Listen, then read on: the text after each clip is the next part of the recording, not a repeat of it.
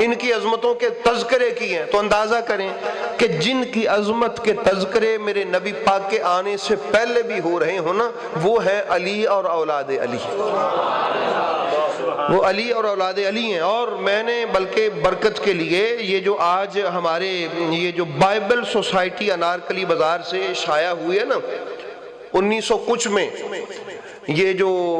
تورات اب بھی موجود ہے، اس میں لکھا ہے انہوں نے، میں آپ سے یہ جو آپ شاید سمجھ سکتے ہیں، وہ فرماتے ہیں کہ اینڈ ایز فار اسماعیل علیہ السلام I have heard thee behold I have blessed him and make him fruitful and multiply him exceedingly 12 princes، یہ بھی اس میں shall he beget and will make a great nation، یہ بھی اسی میں، یہ تورات میں لکھا ہوا، آج بھی جو تورات موجود ہے اس میں یہ بات لکھی ہوئی ہے، اور اسی سے میں نے آپ کو پڑھ کے سنائی، اس میں بھی لکھی۔ اللہ پاک نے فرمایا کہ یہی بات،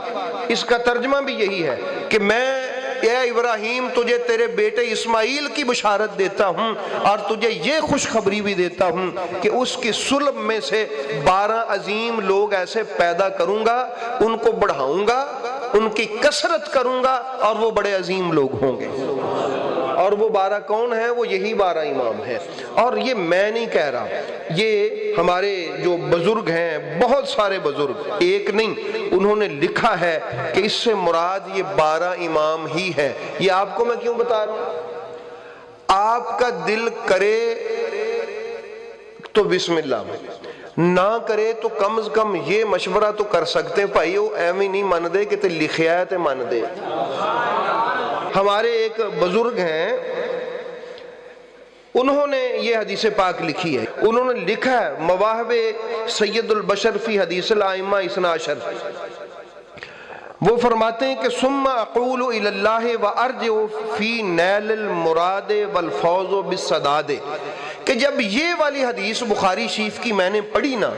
تو میں نے اس کو سمجھنے کے لیے اللہ کی بارگاہ سے مدد مانگی کہ وہ مجھے اس کو پڑھ کے منزل تک پہنچا سکتا ہے، میری رہنمائی صحیح کر سکتا ہے۔ وَيَحْتَمِلُ حَمْلُ أَصِحُّ الرِّوَایَاتِ فِي هَذِهِ الْحَدِيثِ عَلَى الْآئِمَّةِ الْاثْنَى عَشَرَ مِنْ أَهْلِ النُّبُوَّةِ۔ وہ فرماتے ہیں پھر میں نے یہ سمجھا اس حدیث بخاری شریف سے کہ اس کا معنی جو ہے وہ بہترین طریقے سے اگر کسی کے لیے استعمال کیا جا سکتا ہے وہ یہ 12 امام ہیں۔